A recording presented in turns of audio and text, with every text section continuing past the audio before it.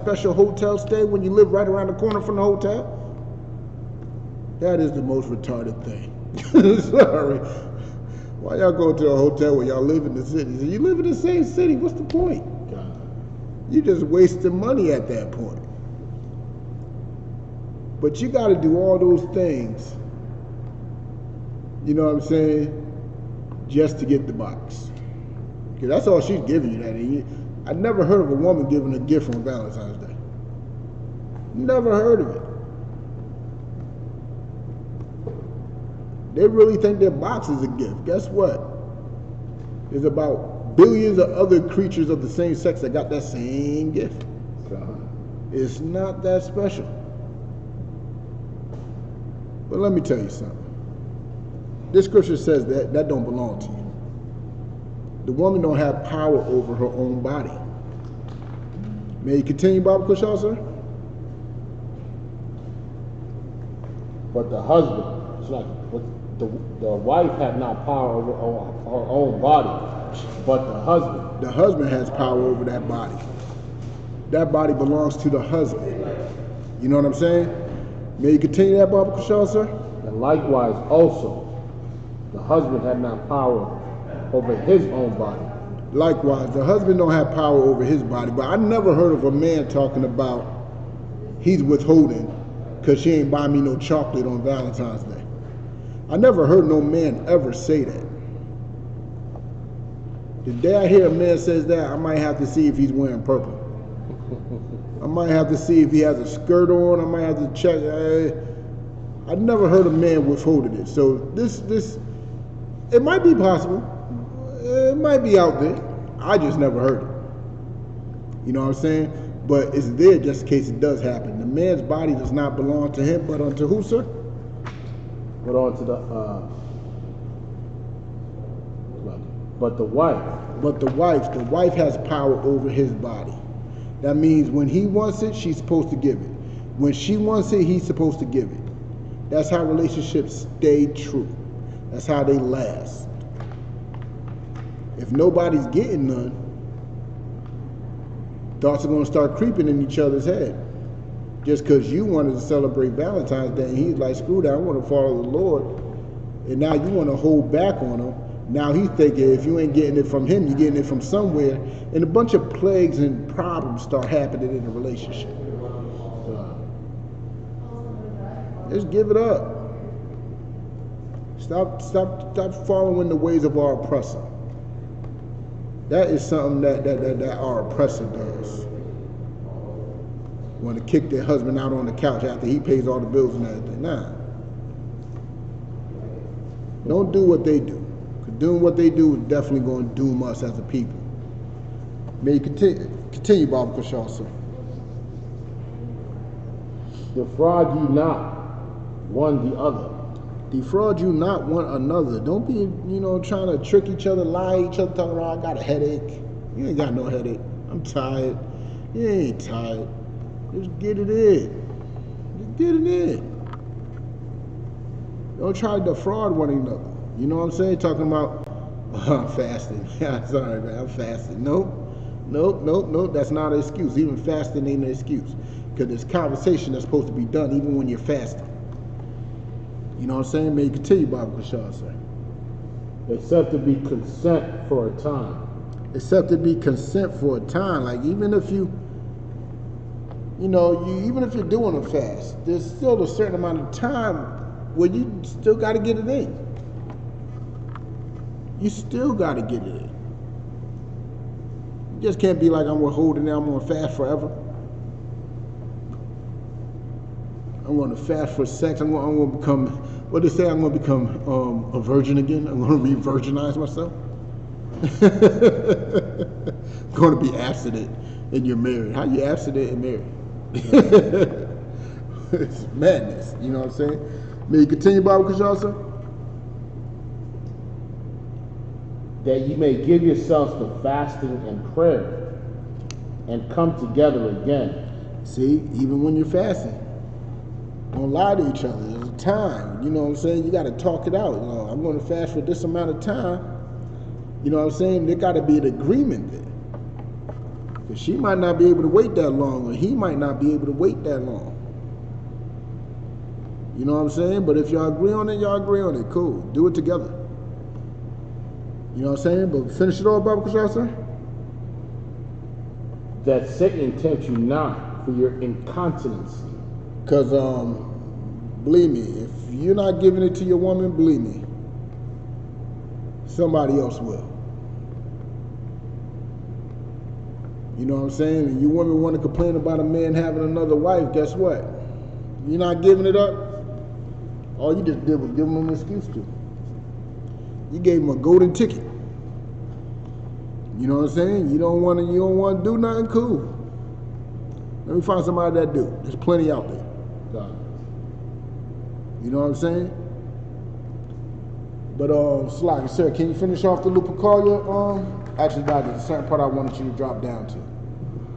Drop down to the origins of Valentine's Day. Origins of Valentine's Day. Thanks to St. Valentine's reputation as the patron of lovers, he became synonymous with romance. Now, he became synonymous with romance, as disgusting as it may be, because there was a general back then that outlawed. Okay, let me get into detail about this. There's a general back then who outlawed marriage, their custom of marriage. And he was doing that because he believed that men make better soldiers when they don't have, marital ties. So all they got to do is worry about is their fellow soldiers. And they'll fight harder for their fellow soldiers. You know why? Because they are in love with their fellow soldiers. They are practicing in all types of this culture is filled with homosexuality. So he outlawed men and women marrying. But this particular St. Valentine was sneaking in those marriages, which is weird to me. How you get married in secret? How is a marriage a secret? Which shows you that their custom is all superstition and play. You can't get married in secret in Israel. In Israel, everything's out in the open because I don't want my brother hollering at my woman because he don't know I'm married to her. Oh yeah. That is disgusting and vile and weak. You know what I'm saying? But may you continue, Baba Kushal, sir?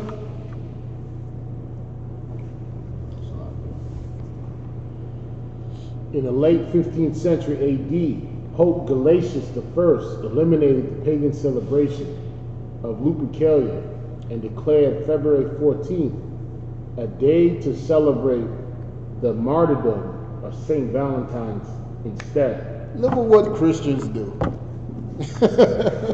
Look what Christians do. There was a pagan day of their forefathers. This is a Roman Pope. You know what I'm saying? These are the fathers of the Catholic religion who probably was celebrating Lupercalia the year before he made this rule change. He's probably involved with it. He was throwing the whips and everything. But they want to Christianize it, but instead of getting rid of it altogether, they want to Christianize it by, instead of making it the 15th, we're going to put it on the 14th. Oh, it's totally different now. It's not the same thing. It's not pagan anymore because it's on a different day. You know what I'm saying? Well, let me tell you something. If y'all going to stick to that notion, guess what?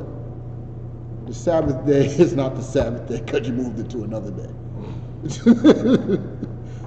Sunday is not the Sabbath day. See how hypocritical they are? You know what I'm saying? And then, right, they move it to the 14th. And instead of, giving it to the gods of those days. You know what I'm saying? Eros and you know what I'm saying? Cupid and all them. Instead of giving the recognition to those gods, they want to give it to a man that died. A saint. A man that died. I mean, if you gave it to your mythical god, it makes a little more sense to me. But you're giving it to another man. You know what I'm saying? Which is just nothing but more superstition and childishness. More superstition and childishness. May you continue, Bob Kushal, sir.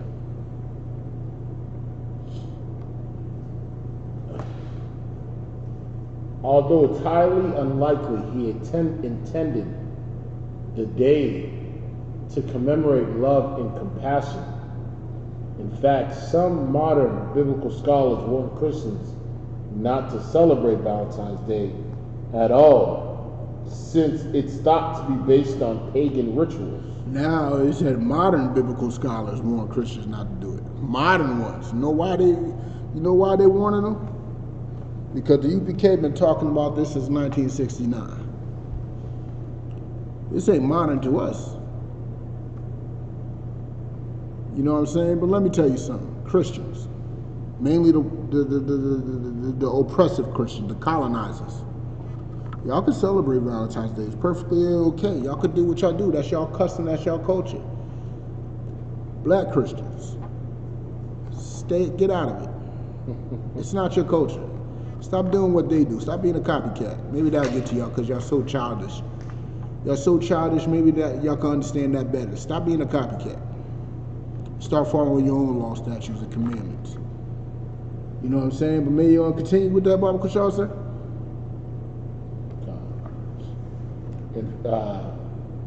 It's true Valentine's Day uses some of Lupercalia's symbol, intentionally or not, such as the color red, which represented a blood sacrifice during Lupercalia, and the color white, which signified the milk used to wipe the blood clean and represents new life and procreation. And I urge y'all, because we're running short on time, I urge y'all to search up some of the signs of Lupercalia. Search up some of the symbols of Lupercalia, and you will be completely shocked. Salaki, sir, you raise your hand? If I may bring up one symbol,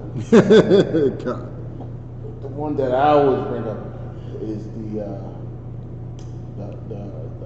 heart shape. God, the booty butt cheeks. Yeah.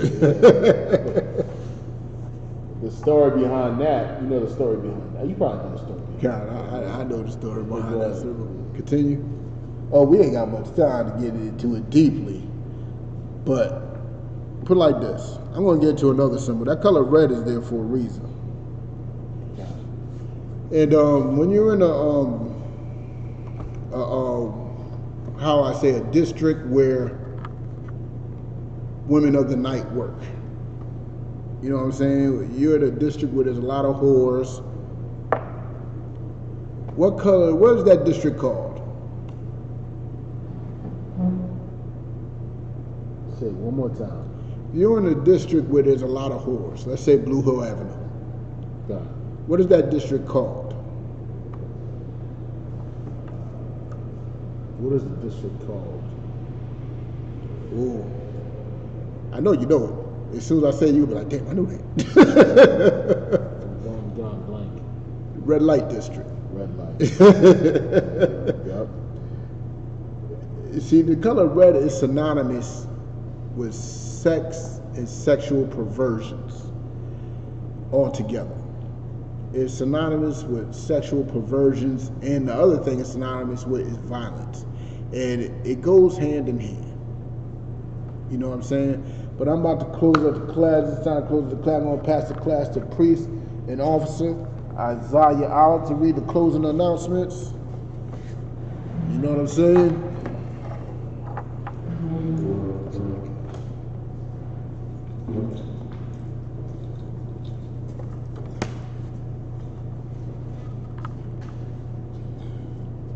ISUPK security announcements.